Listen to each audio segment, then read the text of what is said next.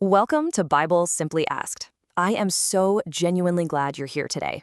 A lot of us carry these honest, deeply personal questions about the Bible, but we don't always know exactly how or where to ask them. We might feel like, well, we're just supposed to already know the answers by now, or maybe we're worried our questions might seem a little too basic. But listen, here, there is no such thing as a bad question. This is a safe, calm space for us to just explore those very questions together. And hey, if you find this explainer helpful today, I gently invite you to like it and subscribe to the channel so we can keep learning together. Today, we are exploring one of the absolute foundational questions of the Christian faith. Why did Jesus have to die? It's a profound thing to think about, and understanding his sacrifice really matters because it sits right at the very center of the biblical story, and it completely changes how we view God's love for us. In this explainer, we're going to look closely at what the scriptures actually say about this, and I think you'll find that the answer isn't rooted in anger or fear, but in an incredible, overwhelming kind of love. So here is our roadmap for today. 1. The Good Shepherd. 2. The finished sacrifice. 3. Reconciled and forgiven. 4. The good news. And 5. Real-life application. Let's open the word and dive right in. Section 1. The Good Shepherd. Sometimes we kind of picture Jesus as this helpless victim caught up in corrupt political systems, or we might even imagine the cross was just some tragic accident. But looking right at the Gospel of John, chapter 10, Jesus establishes right out of the gate that he was entirely in control. He says, "I am the good shepherd.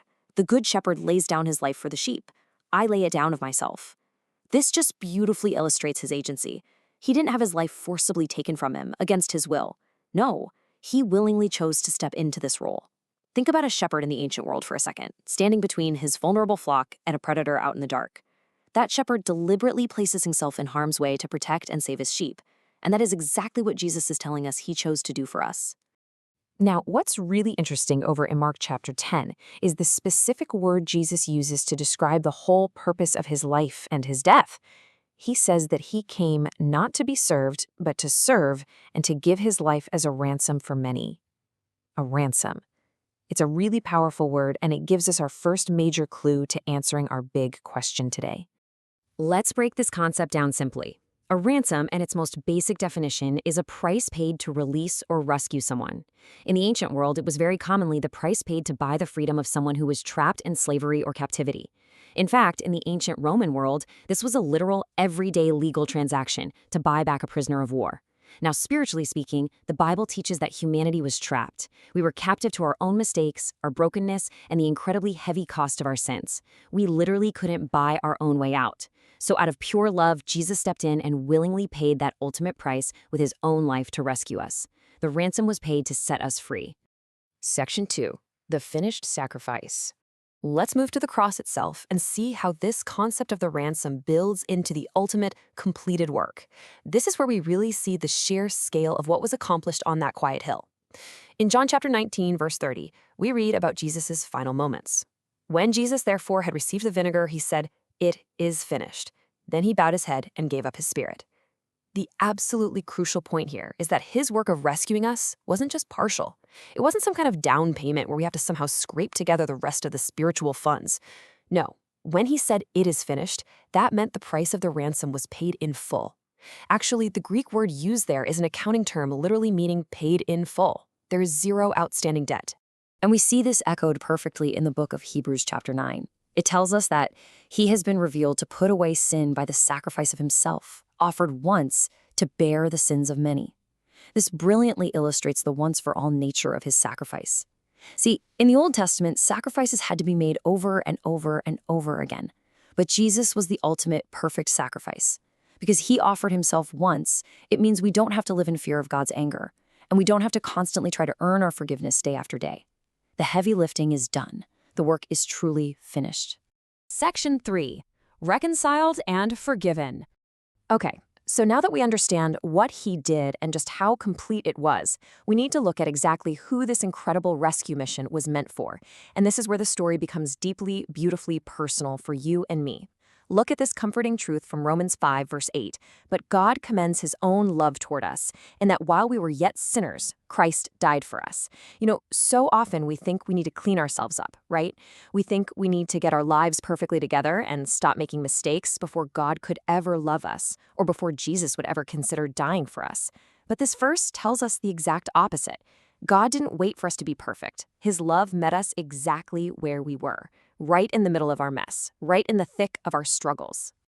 If you read the surrounding verses in Romans 5, you'll see this incredible contrast between our state before the cross and our brand new standing after it. Before Christ stepped in, Paul actually describes us as weak, ungodly, even enemies of God. But look at our new standing because of what Jesus did. We are justified, which simply means made right. We are saved, and we are reconciled. That is a profound, life-altering transformation. You are moved from that old state to this completely new standing. And it's not by your own effort, it's entirely by his sacrifice. Let's look a little closer at that word reconciled. It sounds like a big, heavy theological term, but it actually has a beautifully simple meaning. To be reconciled is to restore a broken relationship and make peace. Have you ever had a big falling out with a close friend? Where there was just this heavy distance and silence between you. And then, eventually, you finally sat down, cleared the air, forgave each other, and that relationship was restored? That's reconciliation. Because of Jesus' sacrifice, the massive gap of sin that existed between us and God is completely gone. Total peace has been restored between you and your Creator. The Apostle Peter brings this all together so perfectly in 1 Peter chapter 2. He writes, "He himself bore our sins, for you were going astray like sheep, but now you have returned to the shepherd and overseer of your souls." Notice how this circles right back to our opening metaphor of the Good Shepherd. We were wandering, we were lost, we were totally going astray. But his sacrifice heals our spiritual wounds and provides the completely safe pathway for our wandering hearts to return to the gentle, loving shepherd who oversees our souls. Section 4. The Good News. But wait, the story doesn't end with his death on the cross, which brings us to the most vital, triumphant piece of this entire explainer.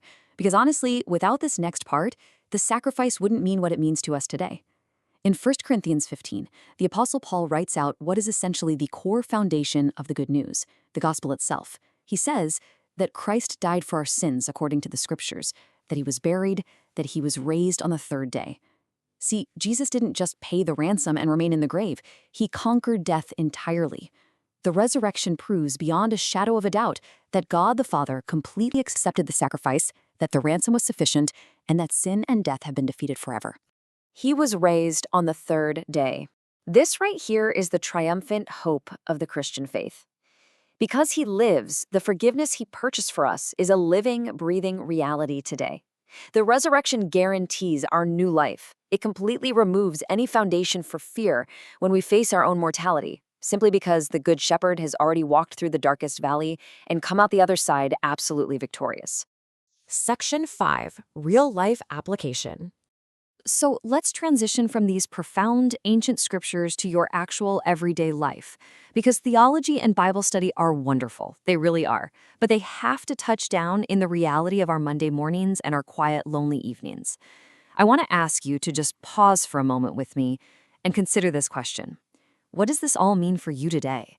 How does the truth that Jesus willingly gave his life to pay your ransom and restore your peace with God impact your personal life right this very minute?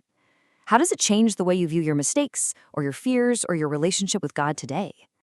If you take nothing else away from our time together, please walk away with these 3 incredibly simple, comforting truths. First, you are deeply loved even when you feel weak or ungodly. God's love for you isn't based on your perfection. It was proven on the cross while we were still struggling. Second, your ransom is fully paid. You do not have to carry the heavy burden of trying to earn your salvation or continually prove your worth to God. Jesus said, "It is finished." You can rest in that grace. And third, no matter how far you feel you might have wandered, you can always return to the Good Shepherd. His arms are open and the peace has already been made. So today we asked why Jesus had to die, and we saw that it was a willing rescue mission. It was a ransom paid in full to bring us back into a restored, beautiful, peaceful relationship with God. The final takeaway I really want to leave you with is this. Jesus' sacrifice was not an act of tragedy, but the ultimate, victorious act of a shepherd's willing love for his sheep.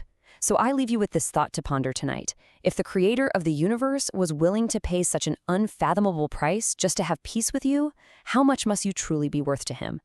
Remember, this channel is a place for honest Bible questions explained simply. If this explainer brought you some clarity or comfort today, please consider liking the explainer, subscribing to the channel, and leaving a comment below with a Bible question you've always wondered about. Next time, we will continue our journey with another honest Bible question. Thank you for watching Bible Simply Asked. We'll see you again next time. God bless you.